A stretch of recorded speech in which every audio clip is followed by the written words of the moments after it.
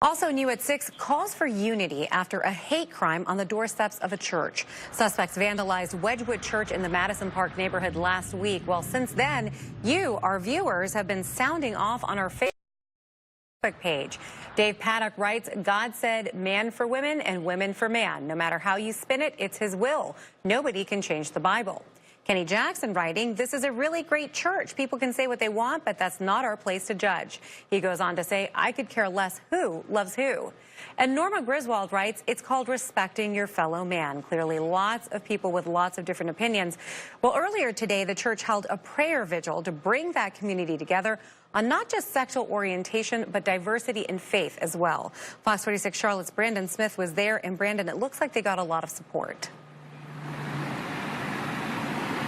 Hey, good evening, Diana. Yeah, pretty nice-sized crowd showed up this afternoon, standing in support with a church that has seen acts of hate far too many times.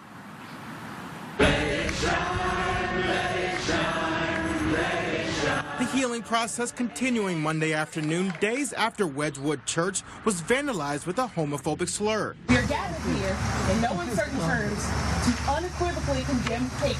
It just breaks my heart every time I think that somebody is desecrating the house of God. Signs showcasing support for the LGBTQ church that has fallen victim to hate more than a half dozen times. Pastors at the church say public support has been comforting. We have been so grateful for the outpouring of love that we have received, and that outpouring is much louder than any vandalism. What you saw here today is a reflection of one of those of our core values. You've got people from all different faith communities, some from no faith communities at all, and they know there's a right way to treat people and there's a wrong way to treat people, and it's just very basic. Despite this recent attack on the church, those in and around the community say they won't be discouraged and they will continue to share a message of love and acceptance for everyone. I'm not going to back down, and I know that we're not going to back down, and we'll never stop fighting the equality we deserve.